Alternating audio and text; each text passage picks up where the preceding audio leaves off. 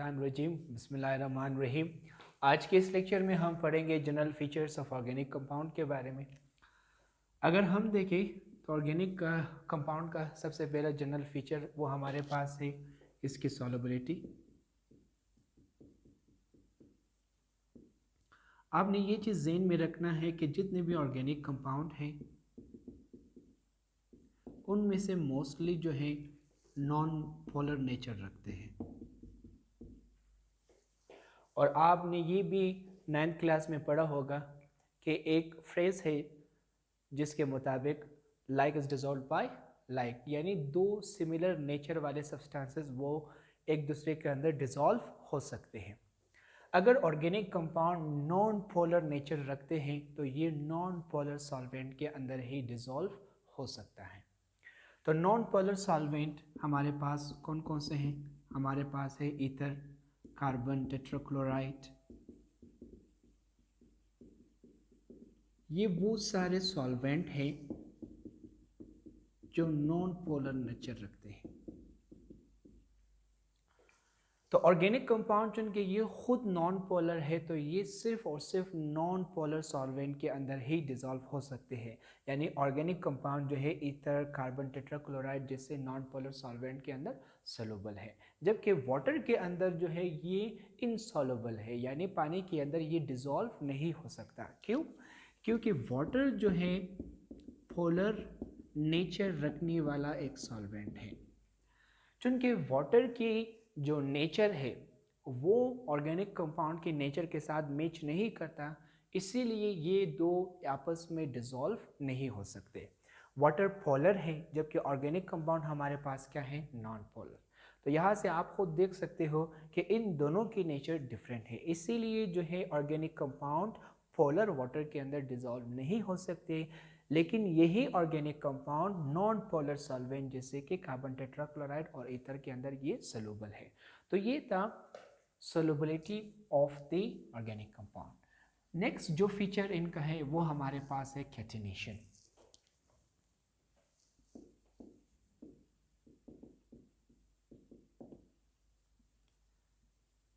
Catenation हम किसे कहते हैं? किसी सब्सटेंस की वो सलाहियत जिसकी वजह से वो लॉन्ग चेन बना सकता है, उस एबिलिटी को हम क्या नाम देते हैं? कैटिनेशन का नाम देते हैं। तो ऑर्गेनिक कंपाउंड के अंदर ये कैपेबिलिटी मौजूद है कि वो लॉन्ग चेन ऑफ एटम्स को बना ले, इसीलिए हम कहते हैं कि इनकी एक जनरल फीचर कैटिनेशन भी है। ऑर्गेनिक कंपाउंड के अंदर कैटिनेशन वाला प्रॉपर्टी ये कहाँ से आया?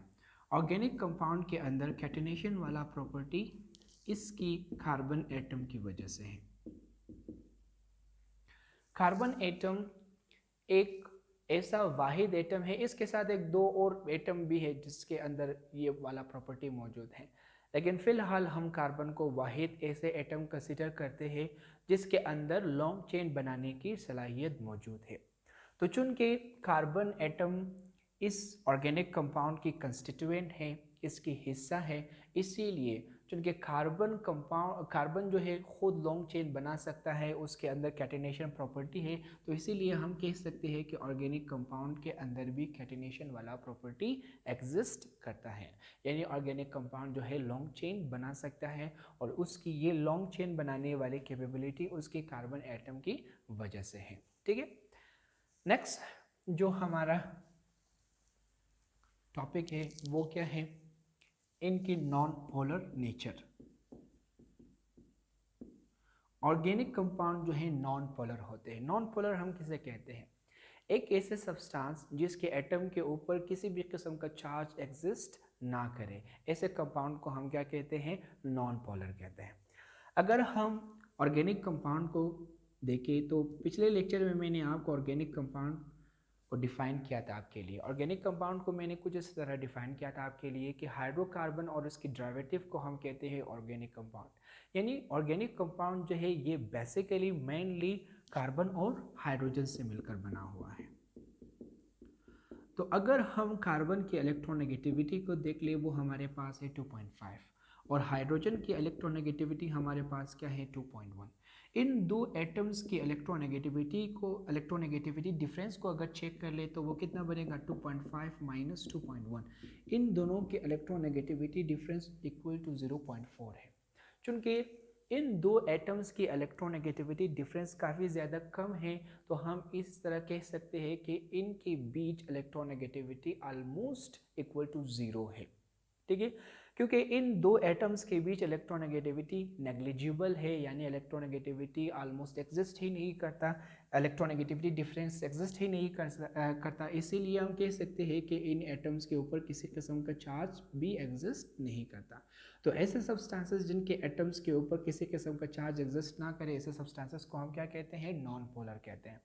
कार्बन की इलेक्ट्रोनेगेटिविटी है 2.5, हाइड्रोजन की है 2.1। इन दो एटम्स के बीच इलेक्ट्रोनेगेटिविटी डिफरेंस काफ़ी ज़्यादा कम है, इतना ज़्यादा कम है कि उसको हम बिल्कुल क्या करते हैं, नेगलेक्ट करते हैं, क्योंकि इन दोनों के बीच नेग्लिजिबल इलेक्ट्रोनेगेटिविटी डिफरेंस एग्जिस्ट करता है। इसीलिए जो है ये दोनों एटम जो है शेयर्ड पेयर ऑफ इलेक्ट्रॉन को इक्वली अपनी तरफ अट्रैक्ट करता है, क्योंकि attraction of the shared pair electron in दोनों का जो है सेम है और इनकी डायरेक्शन पे क्या है, अपोजिट है। इसीलिए जो है फोर्स ऑफ अट्रैक्शन जो ये दोनों शेयर्ड पेयर ऑफ इलेक्ट्रॉन के ऊपर अप्लाई करते हैं, वो दोनों force of attraction direction opposite होने की वजह से एक दूसरे को क्या करता है, कैंसिल करता है।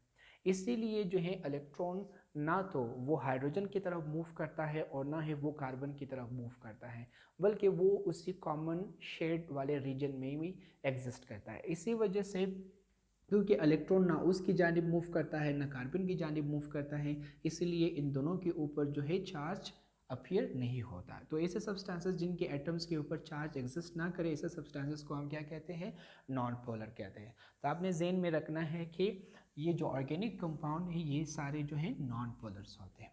नेक्स्ट हमारे पास क्या है, आइसोमेरिज्म।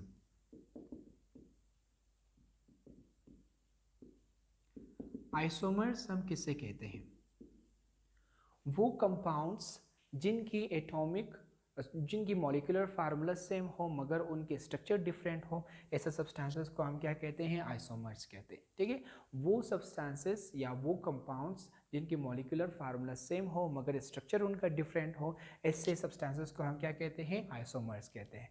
मिसाल के तौर पर ये हमारे पास है एक ऑर्गेनिक कंपाउंड और ये भी हमारे पास एक ऑर्गेनिक कंपाउंड है, इसे हम कहते हैं इथेनॉल और इसका नाम हमारे पास है डाइमीथाइल ईथर।